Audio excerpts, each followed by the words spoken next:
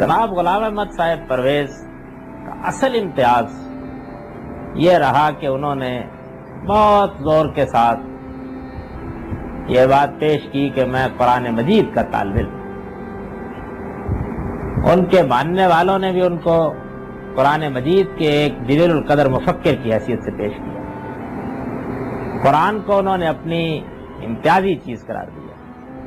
وہ اس بات پر اصرار کرتے رہے کہ میں قرآن ہی سے جو کچھ لیتا ہوں اور قرآن ہی کی بنیاد پر جو کچھ کہتا ہوں، قرآن ہی میرے ہاں محور ہے، اس وجہ سے میری ہر چیز پر اسی کی روشنی۔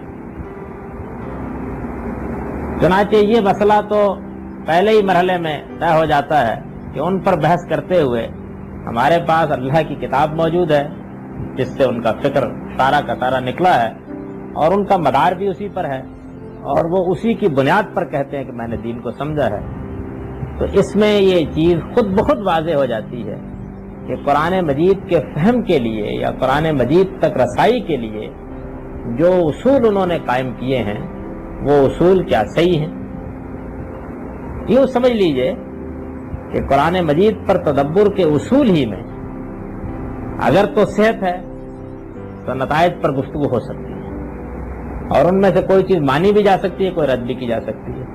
اسی میں صحت نہیں ہے اور اس میں ایسی غلطی ہے کہ جس غلطی کو بنیادی غلطی کہنا چاہیے، ایسی غلطی ہے کہ جس غلطی کے بعد پھر کسی چیز کے صحیح ہونے کا امکان ہی بس ایک حادثہ ہو جاتا ہے، تو پھر ظاہر بات ہے کہ جو تبصرہ میں نے کیا ہے میرا خیال یہ ہے کہ اس سے اختلاف کی گنجائش نہ ہوگی، اور اگر اختلاف کی گنجائش ہو بھی تو کم سے کم میں جن دلائل کی بنیاد پر وہ رائے رکھتا ہوں مجھے لوگ یہ حق دیں گے کہ میں وہ رائے رکھوں۔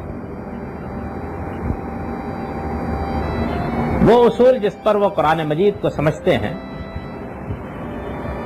اس میں سب سے اہم چیز، سب سے بنیادی چیز زبان کے بارے میں ان کا تصور ہے۔ یہ بات تو بالکل واضح ہے کہ قرآن مجید زبان کے لبادے میں، یعنی ایسا تو نہیں ہے کہ اللہ تعالیٰ نے مفہوم حرم میں سیر شخص پر القاء کر دیا ہے، پیغمبر پر بھی وہ باللفظ نازل ہوا ہے اور ہمیں بھی باللفظ ملا ہے۔ اب اس کی ہدایت کے غوامض اور اسرار جو بھی ہوں، بہرحال ان کا دروازہ زبانی، یعنی اس شہرستان معانی میں داخل ہونے کی کوئی راہ اس کے سوا نہیں کہ زبانی سے اندر داخل ہوا ہے۔ زبان کے اصول، زبان کے قواعد، زبان جو کچھ بھی ہے وہ ایک حاکم کی حیثیت سے موجود رہے گی۔ کوئی آدمی اگر اس دروازے کے سوا کسی اور دروازے سے داخل ہونا چاہے گا تو ظاہر بات ہے کہ وہ کہیں اور چلا جائے گا، اس لیے کہ وہاں جانے کا دروازہ تو وہی ہے، اس کے سوا کوئی اور دروازہ نہیں۔ اس وجہ سے ہم اپنے ہاں بھی جب یہ بات کہتے ہیں لوگوں کو اجنبی لگتی ہے کہ عربیت کا بڑا اعلیٰ ذوق ہونا چاہیے، قرآن مجید کے فہم کے لیے آدمی کو اس زبان کو بہت اچھی طرح جاننا چاہیے، لیکن اگر کوئی شخص اس حقیقت کو جان لے کہ جب قرآن میں جو کچھ ہے اس تک جانے کی کوئی رائے اس کے سوا نہیں ہے تو پھر اس راہ کو کھولے بغیر تو اندر نہیں جائے گا۔ اس راہ کے لیے انہوں نے کیا طریقہ اختیار کیا، اس کو جاننے سے پہلے چند اصولی باتیں زبان سے متعلق جاننی۔ دنیا میں زبان اللہ کا بہت بڑا عطیہ ہے، اس میں ایک قدر مشترک ہے کہ انسان سب کے سب نطق اور ادراک کی صلاحیت لے کے پیدا ہوئے ہیں۔ ہم بھی ایک زبان بولتے ہیں، عرب بھی ایک زبان بولتے ہیں، برطانیہ میں رہنے والے بھی ایک زبان بولتے ہیں، المانیہ میں رہنے والے بھی ایک زبان بولتے ہیں۔ ان سب زبانوں میں الفاظ، محاورے، اسالیب مختلف ہوتے ہیں، لیکن زبان کی کچھ اقدار مشترکہ ہیں جو ہر جگہ موجود ہوتی ہیں، جن زبانوں کو ہم جانتے ہیں ان میں موجود ہوتی ہیں۔ ان میں سے ایک چیز یہ ہے کہ بہرحال زبان کی تاریخ کا اگر علمی مطالعہ کیا جائے تو یہ معلوم ہوتا ہے کہ اس کی ابتدا تو ہماری اصوات ہی سے ہوئی ہے نا، یعنی ہمارے منہ سے جو آوازیں نکلتی ہیں انہی کے مختلف گروپ بن گئے ہیں، اور وہ پھر آہستہ آہستہ تعامل سے بامانی ہوتے چلے گئے۔ لفظ اس طرح بنے ہیں، جملے اس طرح بنے ہیں۔ یہ ہمارا بچہ اب بھی سیکھتا ہے تو دیکھ لیجئے کیسے سیکھتا ہے، کس طرح مفردات سے تالیفوں تک پہنچتا ہے۔ تو تو انسان کی زبان اس طریقے سے بنی. اب ظاہر ہے کہ اس میں یہ چیز پیدا ہو گئی ہے کہ جو لفظ بھی ہم بولتے ہیں اس کی ایک حقیقت ہوتی ہے.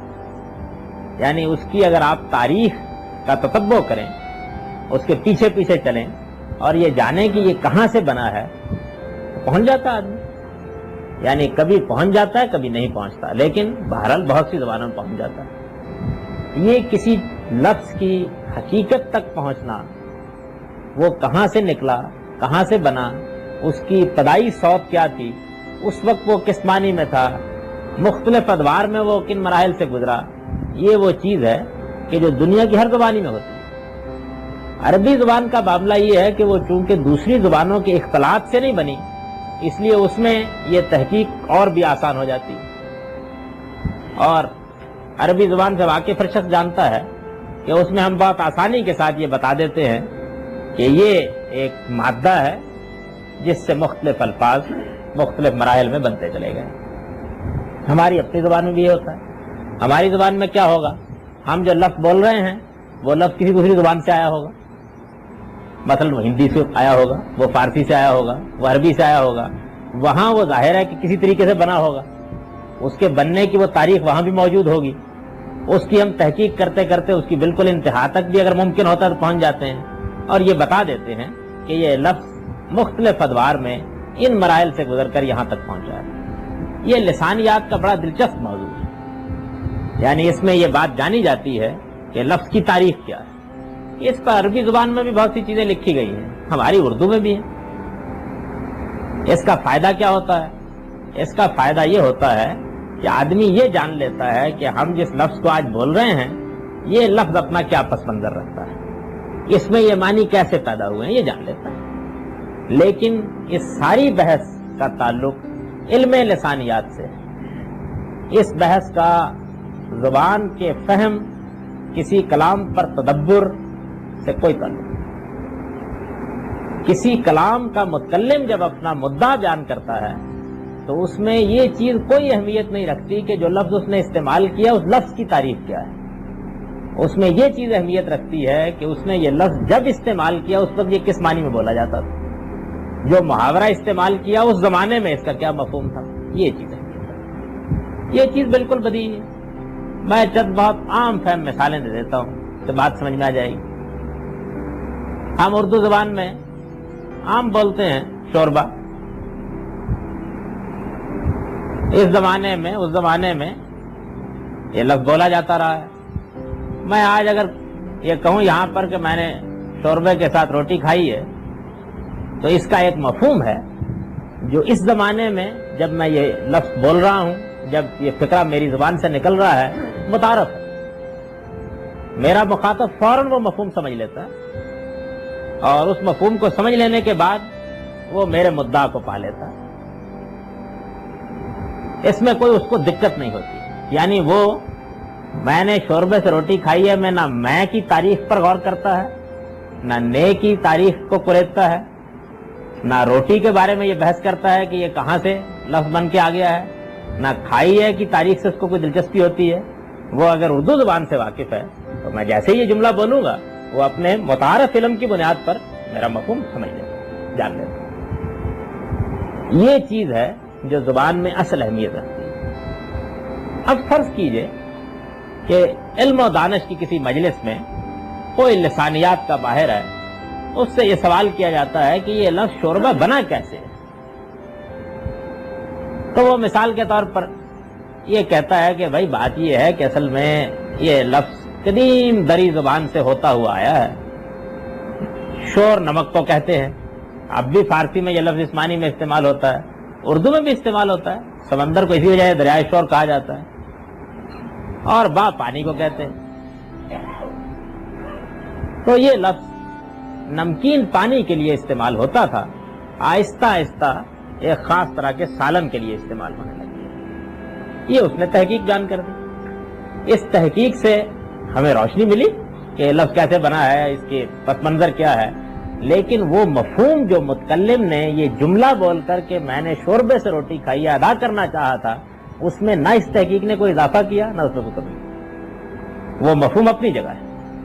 اب دیکھیے کہ یہ بحث اگر لسانیات کے دائرے میں رہی تو اس میں ایک حسن بھی ہے، اس کی داد بھی دی جا سکتی ہے، اس سے لطف بھی اٹھایا جا سکتا ہے۔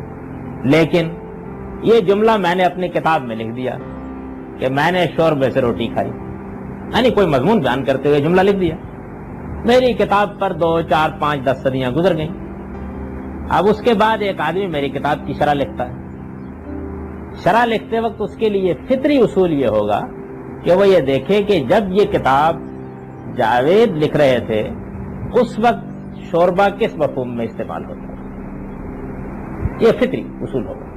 وہ اگر یہ تحقیق کرے گا، اس زمانے کی زبان کی تحقیق کرے گا، جانے گا، اور اس کو یہ معلوم ہو جائے گا کہ خاص طرح کے سالن کو شوربہ کہا جاتا تھا، تو بس وہ میرا مفہوم صحیح سمجھ لے گا۔ لیکن اس کے برخلاف اگر اس نے یہ کام شروع کر دیا کہ اس نے لسانیات کی کوئی کتاب کہیں سے اٹھا لی، اور لسانیات کی کوئی کتاب اٹھانے کے بعد شوربے کی تعریف پر تحقیق شروع کر دی، اور تحقیق شروع کرنے کے بعد اس نے وہ معلومات حاصل کر لی کہ شور اصل میں نمک کو کہتے ہیں اور با اصل میں پانی کو کہتے ہیں، اور میرے جملے کا یہ مطلب بیان کر دیا کہ میں نے نمکین پانی سے روٹی کھائی ہے، تو اصل میں اس نے نہ صرف یہ کہ علم پر ظلم کیا ہے، نہ صرف یہ کہ زبان پر ظلم کیا ہے، بلکہ مجھ پر بھی ظلم کیا۔ میں یہ بات ہرگز نہیں کہنا چاہتا، یہ میرا مدعا نہیں، یہ بات میرے پیش نظر ہی نہیں تھی۔ میں نے نمکین پانی سے ہرگز روٹی نہیں کھائی، میں نے ایک خاص طرح کے سالن سے روٹی کھائی تھی۔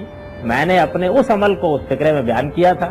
میری بات کو اس نے سمجھنے کے لیے جو طریقہ اختیار کیا وہ طریقہ غلط ہے۔ یہ طریقہ، یہ بات نہ خیال کیجئے کہ دنیا کی صرف کسی ایک آدھ زبانی میں، ہر زبان میں اختیار کیا جا سکتا ہے۔ یہ ہمارے گھروں میں حوالہ ہے ٹیلی ویژن۔ فرض کر لیجئے کہ میں یہ کہتا ہوں کہ میں نے ایک ٹیلی ویژن خریدا، اس زمانے کا ہر آدمی جانتا ہے ٹیلی ویژن کیا ہے، ایک خاص آلہ ہے، اس کو بولتے ہی اس کا ایک تصور آ جاتا ہے۔ اگر فرض کر لیجئے کہ کوئی آدمی لغت پر تحقیق کر رہا ہو تو وہ بھی یہی بیان کرے گا ٹیلی ویژن ایک اس طرح کا آلہ ہے، اس میں اس طریقے سے ایک خاص اسٹیشن سے جو گفتگو بات چیت بھی کی جاتی ہے، یا کوئی ڈرامہ کیا جاتا ہے، یا کوئی اور اس طرح کی چیز ہوتی ہے، وہ نشر ہو جاتی ہے، اس میں آواز بھی آتی ہے، تصویر، اس کی تصویر کھینچ دے گا۔ اور اگر وہ چیز اس زمانے تک موجود ہوگی تو ہم کہہ دیں گے کہ وہ ٹیلی ویژن جو ہمارے گھروں میں پڑا ہوا ہے، ہر آدمی جانتا ہے۔ لیکن میں نے ٹیلی ویژن خریدا، میرے اس جملے پر کوئی آدمی لسانیات کی تحقیق شروع کر دے، اور تحقیق شروع کر کے یہ کہ دیکھیے جی ٹیلی کا مطلب تو اصل میں ہوتا ہے انتقال، اور ویژن کا مطلب ہوتا ہے منظر، اس لیے جاوید احمد نے ایک انتقال منظر خریدا۔ تو یہ لسانیات کی تحقیق صحیح ہونے کے باوجود بھی غلط جگہ پر ہو گئی۔ ٹیلی ویژن کو ٹیلی ویژن کا نام کیوں دیا گیا ہے، اس کے لیے لسانیات کی تحقیق کیجئے۔ شوربہ کا لفظ کیسے وجود میں آیا ہے اور اس سالن کو شوربہ کیوں کہتے ہیں، اس کے لیے لسانیات کی تحقیق کیجئے۔ لیکن کسی متکلم کی بات کا مفہوم جاننے کے لیے اس تحقیق کی پرے کاہ کے برابر بھی کوئی اہمیت نہیں۔ جو آدمی اس طرح کی حرکت کرے گا اس کے بارے میں دو ہی باتیں کہی جا سکتی ہیں، یا تو یہ ہے کہ اس بیچارے کو زبان سے، ادب سے، اسالیب سے کوئی واقفیت نہیں، وہ اس معاملے میں بالکل بے علم ہے، اور یا یہ ہے کہ وہ جان بوجھ کر اپنی بات متکلم کے منہ میں ڈالنا چاہتا ہے۔ ان دونوں میں سے کوئی ایک بات لازماً کہنی پڑے گی، یعنی یا تو یہ صورت ہو سکتی ہے کہ وہ بیچارہ ایسا بے علم ہے کہ اس کو یہ معلوم ہی نہیں کہ میں نے شوربے کے ساتھ روٹی کھائی اور میں نے ٹیلی ویژن خریدا، ان جملوں کا مفہوم متعین کرنے کا طریقہ کیا، یا تو اس کو معلوم ہی نہیں بیچارے کو۔ کہیں سے اس کو لسانیات کی کوئی کتاب مل گئی ہے، وہ اس نے پڑھ لی ہے، کہیں سے اس کو پتا چل گیا کہ لفظوں کی ایک تاریخ بھی ہوا کرتی ہے، اس کو اس نے کہیں سے سن لیا ہے یا جان لیا ہے، اور اس کی بنیاد پر اس نے جو کہنا تھا کہہ دیا۔ یا تو یہ صورت ہے، اور یا یہ صورت ہے کہ وہ جانتا ہے کہ ٹیلی ویژن کے معنی کیا ہوتے ہیں، اور وہ جانتا ہے کہ شوربے کا مفہوم کیا ہوتا ہے، اور اسے معلوم ہے کہ اس متکلم کے کلام کو سمجھنے کے لیے کیا طریقہ اختیار کرنا چاہیے، لیکن جو بات متکلم کے کلام سے نکل رہی ہے وہ اس کو ماننے کے لیے تیار نہیں ہے، اور جب اس کو ماننے کے لیے تیار نہیں ہے تو اس نے پھر یہ طریقہ اختیار کیا ہے کہ اپنے مخاطب کو بھول بھلیاں میں الجھا کر لسانیات کی اس طرح کی بحثیں کر کے متکلم کے مدعا کو بدل دے۔ یعنی یا تو وہ بے علمی میں ہے، اور یا پھر یہ ہے کہ وہ اپنے مدعا کو متکلم کے منہ میں ڈالنا چاہتا ہے۔ یہ دو ہی باتیں ہو سکتی ہیں۔ یہ تو پہلی بات جان لیجیے۔ دوسری بات زبان ہی سے متعلق یہ دیکھیے کہ دنیا کی ہر زبان میں اور ہماری زبان میں بھی تشبیہ بھی ہوتی ہے، استعارہ بھی ہوتا ہے، تمثیل بھی ہوتی ہے، یعنی دنیا کی کوئی زبان بھی اس سے خالی نہیں ہے۔ مثال کے طور پر دیکھیے کہ میں یہ کہتا ہوں کہ بھائی جب سے میں نے دوپہر کا کھانا کھایا معلوم ہوتا ہے سینے میں آگ لگی ہوئی ہے۔ میرے اس جملے کو سننے کے بعد اردو زبان سے واقف کوئی عامی بھی یہ نہیں کہے گا کہ ان کے سینے میں کسی آدمی نے 2-4 لکڑیاں گھسا دی ہیں اور ان کو آگ لگی ہوئی۔ ہر آدمی یہ جانتا ہے کہ یہ آگ کا لفظ یا مجازن بولا گیا ہے، یعنی اس سے مراد وہ آگ نہیں ہے جو چولہے میں جلتی ہے۔ لیکن اگر مثال کے طور پر میں یہ کہوں کہ آ رہا تھا میں تو بھئی ہوا یہ کہ ہماری بیگم صاحبہ چولہا دہکا کے بیٹھ گئی، انہوں نے کہا میں تو تمہیں چائے پلا کے بھیجوں گی،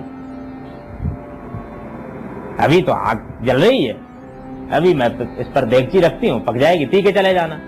اب ان جملوں میں جو لفظ آگ استعمال ہوا ہے، اگر کوئی آدمی کہے کہ اس سے مراد سینے کی آگ ہے تو ظاہر بات ہے کہ اس کے بارے میں پھر کیا رائے قائم کی جا سکتی ہے۔ یعنی میں یہ تو مانتا ہوں کہ آگ کا ایک مجازی مفہوم بھی ہے، آگ کا ایک حقیقی مفہوم بھی ہے، لیکن مجاز اور حقیقت اس کی اسالیب طے ہیں، یعنی ہر آدمی یہ جانتا ہوتا ہے کہ کہاں سینے کی آگ لگی ہوئی ہے اور کہاں چولہے کی آگ لگی ہوئی ہے، ہر آدمی جانتا ہوتا ہے۔ جب ہم یہ شعر پڑھتے ہیں کہ دونوں طرف ہے آگ برابر لگی ہوئی تو ہم جانتے ہیں کہ یہ کون سی آگ ہے جو برابر دونوں طرف لگی ہوئی ہے۔ کوئی نہیں یہ کہتا کہ یہ صاحب تو غالباً کہیں اپنی موم بتی کو دونوں طرف سے جلا کے بیٹھ گئے ہیں۔ ہر آدمی جانتا ہے کہ یہاں دونوں طرف کون سی آگ برابر لگی ہوئی ہے، ہر آدمی جانتا ہے۔ لیکن اگر کوئی آدمی اس طرح کے سیاق میں آگ کا لفظ استعمال کرتا ہے کہ جس میں کوئی قرینہ ہی موجود نہیں ہے اس کو سینے کی آگ، حسد کی آگ کے معنی میں لینے کے لیے، اور پھر وہ اصرار کرتا ہے کہ وہاں وہ بات داخل کر دے، تو بھئی دو ہی باتیں ہوں گی نا پھر بھی، یا تو وہ زبان کے ان اسالیب سے جاہل محض ہے، نہیں جانتا، اور یا یہ بات ہوگی کہ وہ کوئی خاص مقصد ہے جس کے تحت سینے کی آگ کو چولہے کی آگ بنانا چاہتا ہے اور چولہے کی آگ کو سینے کی آگ بنانا چاہتا ہے۔ دو ہی باتیں ہو سکتی ہیں۔ میرے پاس ایک آدمی آتا ہے، وہ آ کر مجھ سے کہتا ہے کہ جی آپ کے وہ شاگرد انہوں نے تو کمال کر دیا، ایسے حسن و خوبی کے ساتھ بات کی اور ایسی شان اور وقار کے ساتھ بات کی کہ بس مخاطب کے چھکے چھڑا دیے۔ ہم نے کہا تم تو بھائی شعر آدمی۔ ان جملوں میں میرے کسی مخاطب کو بھی یہ شبہ نہیں ہوگا کہ اس شعر سے مراد وہ شعر ہے جس کو میرے بچے چڑیا گھر میں دیکھ کے آئے۔ ہر آدمی جانتا ہے کہ یہاں شعر کا کیا مفہوم ہے۔ لیکن اگر یہی جملہ فرض کیجیے میں بولوں تو بھائی صبح بچوں نے بہت تنگ کر رکھا ہوا تھا، انہوں نے کہا جی ہم تو چڑیا گھر میں جا کے شعر دیکھیں گے، اور آپ یہ کہیں کہ وہ چڑیا گھر میں ایک بہادر آدمی کو دیکھنے کے لیے گئے تھے، تو میں اس کے بارے میں کیا رائے قائم کروں؟ یعنی ایک مخصوص سیاق و سباق ہے جس میں وہ مفہوم بالکل صحیح ہے اور اس کا قرینہ موجود ہے، ہر آدمی جانتا ہے کہ صحیح ہے۔ تمثیل کا بھی بالکل یہی معاملہ ہوتا ہے۔ ہم کسی چیز کو جب مثال کے طور پر پیش کرتے ہیں تو اس میں ایسے الفاظ، ایسے جملے لے آتے ہیں جس سے ہمارا مخاطب جان لیتا ہے کہ یہ بات ہم مثال کے طور پر پیش کر رہے ہیں۔ ایک بہت اعلیٰ درجے کا خطیب حضرت مسیح علیہ السلام کو دیکھیے، تم کو میں کیا کہوں، تم جس کے انتظار میں ہو تمہارا حال تو یہ ہے کہ تم گویا 11 کنواریاں ہو، تیل کی کپیاں بھر کے بیٹھی ہو، تم کو معلوم نہیں کہ دولہے نے کس وقت آنا ہے، تم انتظار کر رہی ہو کہ دیا جلاتی رہیں گی، لیکن جب دولہے کے آنے کا وقت ہوا تم سب سو گئی۔ یعنی یہ تمثیل ہے۔ اس تمثیل میں ہر آدمی جانتا ہے کہ ایسے قرائن موجود ہیں کہ یہاں یہ نہیں ہے کہ واقعی حضرت مسیح کے وہاں قوم میں کوئی 11 دلہنیں تھیں اور وہ تیل کی کپیاں لے کے بیٹھی ہوئی تھی۔ اپنی قوم کو خطاب کر کے کہتے ہیں کہ تم زمین کا نمک ہو، اگر یہ نمک ہی اپنی نمکینی سے محروم ہو گیا تو پھر کیا باقی رہ جائے گا۔ یہ معلوم ہے کہ یہاں زمین کا نمک کس معنی میں استعمال ہوا ہے، اس سے مراد یہ نہیں ہے کہ کوہستان نمک کا نمک ہے۔ اس تمثیل کو سنتے ہی آدمی جان لیتا ہے کہ مدعا کیا ہے۔ فریسیوں فقیہوں کو خطاب کر کے کہتے ہیں کہ بدبختو، تم نے میرے شاگردوں پر اعتراض کیا کہ انہوں نے ہاتھ دھو کر کھانا نہیں کھایا، تم تو وہ ہو کہ مچھروں کو چھانتے ہو اور اونٹوں کو نگلتے ہو۔ یہ ہر شخص جانتا ہے کہ اونٹ کو نگلنے سے مراد کیا ہے، یعنی وہ اونٹ جو صحرائے عرب میں پایا جاتا ہے اس کو سموجہ نگل لینا مراد نہیں ہے، یہاں اس سے خاص مجاز کا مفہوم مراد ہے ایک بڑی عمدہ تمثیل میں انہوں نے یہ بات بیان کیا، نہیں الفاظ اسالیب بتا رہے ہیں، اس کے لیے کوئی شرح کرنے کی ضرورت نہیں ہوتی، آدمی جان لیتا ہے۔ لیکن اگر کوئی آدمی یہ کہے کہ رسول اللہ صلی اللہ علیہ وسلم نے آخری حج کے موقع پر اپنی امت کی طرف سے 100 اونٹ ذبح کیے، اور کوئی آدمی یہ کہے کہ اس موقع پر انہوں نے اصل میں بہت بڑی بڑی بعض حقیقتیں ذبح کر دی تھی، اور ذبح کرنے سے مراد یہ تھا کہ انہوں نے سب حقیقتوں کو پکڑا جو عرب کی جاہلیت میں مانی جاتی تھی اور اپنے پاؤں کے نیچے رکھ دیا، تو ظاہر ہے کہ اس سیاق میں، اس سباق میں اس مفہوم کے لیے کوئی گنجائش نہیں، کسی طرح بھی نہیں بنتی۔ زبان کے اندر یہ چیزیں مسلمات کی حیثیت رکھتی ہیں۔ ہر وہ آدمی جو اردو جانتا ہے وہ یہ جانتا ہے کہ ان مواقع پر وہ کیا چیزیں ہوتی ہیں کلام میں کہ جن چیزوں کو آدمی سمجھ لیتا ہے اور وہ یہ جان لیتا ہے کہ بات کیا کہی جا رہی ہے۔ قرآن مجید میں بھی جو زبان استعمال ہوئی ہے اس میں یہ ساری چیزیں، یعنی اس میں جتنے الفاظ استعمال ہوئے ہیں ہم ان کے مادوں کی تحقیق بھی کر سکتے ہیں، ہم یہ بھی جان سکتے ہیں کہ وہ مختلف ادوار میں ترقی کرتے ہوئے اس مفہوم تک کیسے پہنچے ہیں، لیکن یہ بات کہ وہ تحقیق کس مقصد کے لیے کی جائے کہ یہ معلوم ہو کہ لفظ میں یہ معنی پیدا کیسے ہوئے ہیں، یہ تو لسانیات کی بڑی اعلیٰ بحث ہوئی، اور وہ تحقیق کس مقصد کے لیے کی جائے کہ لفظ کا وہ مفہوم جس میں وہ آج استعمال ہوتا ہے یا اس وقت استعمال ہوتا ہے تو اس کو تبدیل کر کے ایک نیا مفہوم اس میں داخل کر دیا جائے، تو یہ وہی چیز ہوگی۔ میں نے بھی بیان کیا بھائی، یہ میں لفظ بول رہا ہوں، لفظ میں نے کہا میری زبان سے ایک لفظ نکلا، لفظ کے معنی جانتے ہیں؟ عربی زبان کا مصدر ہے، مصدر عربی قاعدے کے مطابق اس میں فاعل کے معنی میں بھی استعمال ہوتا ہے، اس میں مفعول کے معنی میں بھی، یہ ملفوظ کے معنی میں استعمال ہوتا ہے، عربی میں بھی استعمال ہوتا ہے، اردو میں بھی استعمال ہوتا ہے، وہاں بھی اس کے یہی معنی ہے، یہاں بھی اس کے یہی معنی ہے، لیکن اس کی تحقیق کیجئے نا اس کی مادے کی، تو اس کا مطلب ہے پھینکی ہوئی چیز۔ کسی چیز کو اگر پھینک دیں تو کہیں گے لفظ۔ اب یہ کہ فرض کیجئے کہ کوئی آدمی یہ کہے کہ میں نے ایک لفظ بولا اور آپ یہ کہیں کہ اس نے ایک پھینکی ہوئی چیز بولی، تو اس تحقیق کی کوئی کیا داد دے گا؟ تو یہی کہے گا کہ یا تو آپ زبان سے بالکل واقف نہیں ہیں، آپ کو واقعہ یہ ہے کہ وہی صورت ہو گئی ہے کہ خدا گنجے کو ناخن نہ دے، کوئی چیز ادھر ادھر سے کہیں سے اٹھا لیا آپ نے اور اٹھا کر آپ نے اس میں سے کچھ چیزیں جمع کر کے یہ خیال کر لیا ہے کہ ایک چیز مادہ بھی ہوتا ہے، ایک چیز لفظ کی تحقیق بھی ہوتی ہے، یہ کہیں سے مل گئی۔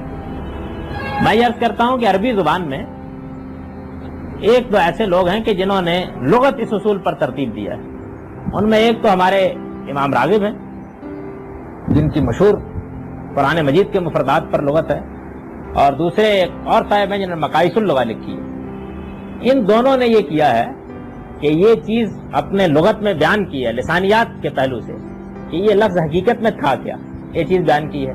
یہ چیز اب فرض کیجئے کہ کسی آدمی کے سامنے آ گئی، اس نے یہ سوچا کہ بلی کے بھاگوں چھینکا ٹوٹا، یہ مل گئی مجھ کو، اب یہ مل گئی ہے تو میں اس کے ذریعے سے تشبیہوں کو، استعاروں کو، مطالب کو، مفاہیم کو، ہر چیز کو بدل ڈالوں گا۔ یا تو میں نے عرض کر دیا کہ وہ یہ حرکت اس صورت میں کر سکتا ہے کہ وہ زبان سے اس کے قواعد و اسالیب سے بالکل ناواقف ہو، اور یہ اس صورت میں کر سکتا ہے کہ وہ جانتے بوجھتے ایک بات کو نہیں ماننا چاہتا اور ایک دوسری بات متکلم کے منہ میں ڈالنا چاہتا ہے، اور اس نے اس کو ایک ہتھیار کے طور پر استعمال کر لیا۔ عربی زبان ہی نہیں، اردو زبان میں بھی ایک اور چیز یہ ہوتی ہے کہ کسی چیز کا عرف کیا ہے۔ یہ عرف نہ صرف یہ کہ معاشرے میں ہوتا ہے، بلکہ اس سے بھی آگے بڑھ کر بعض اوقات ایک شاعر اور ایک ادیب اور ایک محقق اور ایک فلسفی اپنے کلام میں تخلیق کر لیتا ہے۔ علامہ اقبال نے اپنے کلام میں خودی کو جس معنی میں استعمال کیا ہے وہ ان سے پہلے اشاذ کالمعدوم کسی نے استعمال کیا، جس مفہوم میں انہوں نے استعمال کیا۔ خودی ہمارے ہاں ایک برے مفہوم میں استعمال ہوتا تھا، لیکن اس لفظ کا انہوں نے ایک مخصوص مفہوم لیا اور اس کو اپنے فلسفے میں بڑی اعلیٰ جگہ دی۔ یہ ان کا عرف ہے، یہ لفظ اب اپنے لغوی مفہوم میں نہیں رہا۔ علامہ اقبال کے کلام میں اس کو اس کے اس عرف کی روشنی میں دیکھا جائے گا اور عرف کی روشنی میں سمجھا جائے گا۔ میں نے اس سے پہلے بھی یہاں یہ مثال دی تھی کہ ہمارے ہاں اب بھی اس وقت بھی ہر آدمی جانتا ہے کہ وہ گاڑی جس کو ہم تیزگام کہتے ہیں وہ بھی پیسنجر ٹرین ہے، اور وہ گاڑی جس میں سائیوال شریف سے بیٹھ کر آ جائیے اور ہر اسٹیشن پر رکتی ہے وہ بھی پیسنجر ٹرین ہے۔ بھائی لغت کے لحاظ سے تو مسافر گاڑی ہیں دونوں، لیکن اگر کوئی آدمی ہمیں آ کے یہ کہتا ہے کہ میں پیسنجر ٹرین سے آیا ہوں تو کوئی آدمی اس سے تیز گام نہیں سمجھے گا. یہ معاشرے کا عرف ہے. یعنی لفظ کی لغت میں وہ مفہوم موجود ہے لیکن معاشرے کے عرف نے اس کو بالکل دوسرے مفہوم میں مستعمل کر دیا. یہ چیزیں ہیں جو زبان کے اندر ملحوظ رکھنی چاہیے. اب میں یہ عرض کرتا ہوں کہ پرویز صاحب نے کیا کیا. انہوں نے یہ کیا، یہ جو میں نے ابھی مثالیں دی، قرآن مجید کے عرف کو، وہ عرف جو معاشرے نے پیدا کیا، وہ عرف جو سیاق سباق نے پیدا کیا، وہ عرف جو متکلم نے پیدا کیا، ملحوظ رکھے بغیر علامہ اقبال کے کلام میں خودی کا وہ مفہوم داخل کر دیا جو لغت میں لکھا ہوا تھا. اسی طرح سے ایک مقام کے اوپر کوئی کرینہ نہیں ہے. جملہ یہ ہے کہ میری بیوی چولہے پر آگ جلا کر چائے پکا رہی تھی اور وہ مصر ہیں اس بات کے اوپر کہ یہاں آگ سے مراد حسد کیا. یعنی میں مثالیں عرض کر رہا ہوں. ایک چیز میں تشبیہ اور استعارے کا کوئی امکان ہی نہیں سرے سے. زبان اباح کرتی ہے کہ وہاں مانا جائے، وہ اس کو تشبیہ اور استعارے کے مفہوم میں لے رہے ہیں. اب اس کا نتیجہ کیا نکلتا ہے؟ اس کا نتیجہ یہ نکلتا ہے کہ جو بات متکلم کہنا چاہتا ہے وہ کہیں کہیں چلی جاتی. اس کے لیے وہ کیا طریقے استعمال کرتے ہیں؟ وہی طریقے استعمال کرتے ہیں جو میں نے ابھی بیان کر دیے. یعنی جہاں لفظ کے اس مفہوم کو انہیں قبول نہیں کرنا ہوتا، یا یہ کہیے کہ ان کو غلطی لگی ہوئی ہے، دونوں ہی صورتیں ہو سکتی ہیں، تو وہ یہ کریں گے کہ وہاں اس کے مادے کی تحقیق پیش فرما دیں گے. اس مادے کی تحقیق سے وہ ایک نیا مفہوم پیدا کریں گے اس لفظ میں. اہل عرب اس سے واقف ہی نہیں ہوں گے، اہل اردو بھی واقف نہیں ہوں گے، لیکن وہ نیا مفہوم پیدا کر کے واحد کی تعویل کر دیں گے. جیسے میں نے عرض کیا نا کہ وہ مادے کی تحقیق کریں گے اور میرا یہ جملہ کہ میں نے ایک ٹیلی ویژن خریدا، اس کا مطلب یہ بیان کر دیں گے کہ میں نے ایک انتقال منظر خریدا. عرف کو نظر انداز کر دیں گے. تمثیل وہاں پیدا کر دیں گے، یہاں تمثیل کا کوئی کرینہ ہی نہیں ہے. تشبیہ وہاں پیدا کر دیں گے، یہاں تشبیہ کا کوئی کرینہ ہی نہیں ہے. تو یہ واقعہ ہے کہ میں چونکہ طبیعت کے اعتبار سے کچھ اس مزاج کا آدمی ہوں کہ میں آخری درجے میں حسن ظن قائم کرتا ہوں، لیکن میں نے ان کو اس وقت بھی پڑھا تھا تو بڑی مشکل سے مجھے اپنے حسن ظن پر قائم رہنا نصیب ہوا.